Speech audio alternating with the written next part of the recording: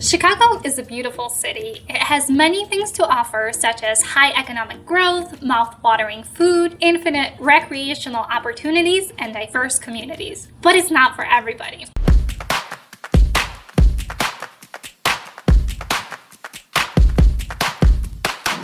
Hi there, this is Gabby with Nex-Gen Real Estate and Property Management, serving Chicagoland in their real estate needs.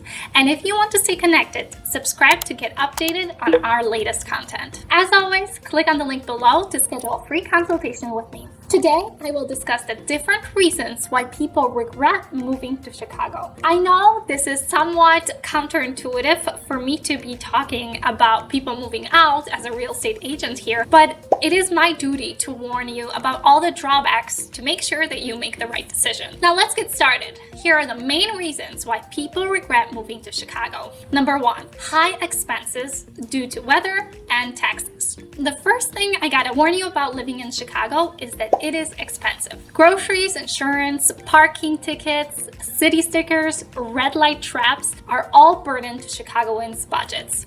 One reason why everything is so expensive here is because, well, practically everything is taxed. Many people who move into Chicago often regret their decisions because they get priced out of Chicago comforts. For more in-depth discussion on this high cost of living in Chicago, check out our video on cost of living in the Chicago metropolitan area. Another huge contributor to high living expenses in Chicago is the harsh weather. When you live here, you will also experience the normal Midwestern seasons, which include hot and humid summers and cold and snowy winters. During December and January, it is not uncommon for temperatures to drop below zero with wind chills in the negative 300s. When summer arrives, temperatures that exceed 100 degrees Fahrenheit are not uncommon. Then the fluctuating weather also leads to high utility bills. You will pay a lot for maintenance, repairs, and heating. So many non-Chicagoans get sticker shock and can face debts and poverty because of high standard of living in the city. Second, many people regret experiencing the chaos of Chicago crime. Chicago is also notorious for its crime. Having once been the home of Al Capone, petty crime is one problem, but some of the city's residential districts have become hotspots for gang-related violence, resulting in some worrying numbers. There are also riots and violent protests. 2021, based on the records of the Chicago Police Department and the Cook County Medical Examiner's Office, is one of the deadliest years in at least the last quarter century, with 800 reported homicides. And the majority of criminal activity in Chicago are thefts, burglaries, and robberies of cash, property, and vehicles. Many people who regret moving to Chicago City cite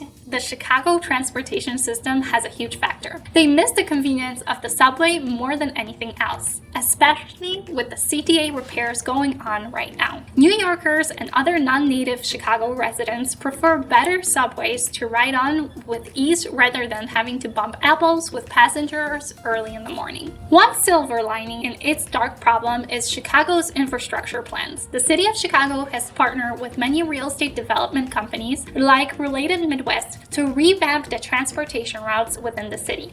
This includes building and repairing bridges, rerouting roads, and working on more subways and train stations. Unfortunately, the big plans of revamping Chicago infrastructure brought another negative to living in Chicago: constructions. Several concurrent construction projects have homeowners and businesses seething. There's a lot of noise pollution and accident hazards. Due to continuing and overlapping construction projects, many businesses lost revenue due to reduced foot traffic. There are closed walkways and signs that warn road construction ahead or local access only almost everywhere in Edgebrook. Big trucks rumble, cement mixers churn, and vehicles impatiently sit in stop-and-go traffic. The influence is felt on residential streets as well. Several sewer lines have been restored, and workmen are currently working on replacing gas lines. These never-ending construction projects cause a lot of inconvenience, especially traffic,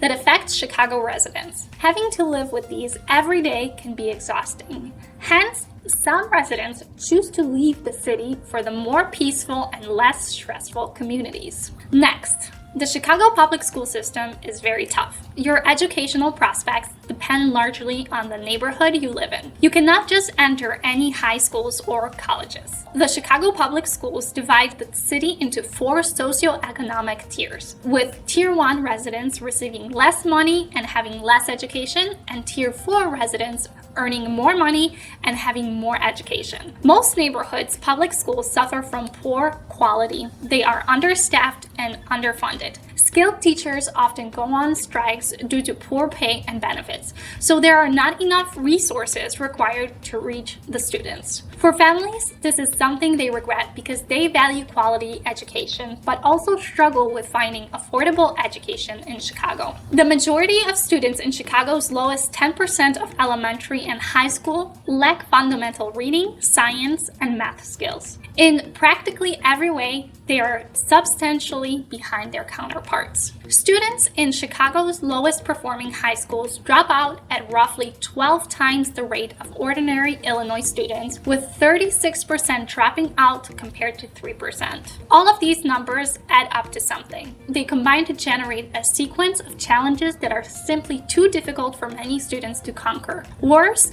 they could lead to poor job prospects and even homelessness. If you want to mitigate the risk of poor education, I highly recommend my video on the best communities around top schools in Chicago. Next, political corruption. Last but not least, Chicago suffers from extreme political corruption. Many Chicagoans complain about this issue with others, both in online forums such as Quora and in candid blog posts. According to the University of Illinois, Professor Richard J. Daly, Chicago remains the most corrupt city in the United States, and Illinois is the 3rd most corrupt state. According to WTTW, the feds logged 26 total corruption convictions in the Chicago-based Northern District in 2019, with an additional 6 across the state. 4 governors, as well as numerous elected officials, judges, and public employees have been sentenced to prison for corruption. And of course, we shouldn't forget the era of mob-connected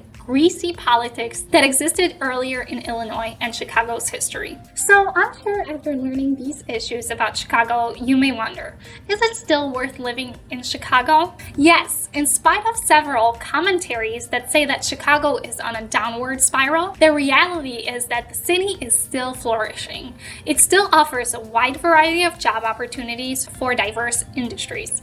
Its neighborhoods are thriving with a strong sense of community. The good culture surrounding each community is undeniable. And there are so many appealing and exciting recreational activities for people to enjoy, whether they be historic buffs, sports fans, movie fans, or adventure seekers. And the city of Chicago and governments of nearby communities work hard to ensure the best quality of life for their residents. No city, state, nor country is perfect.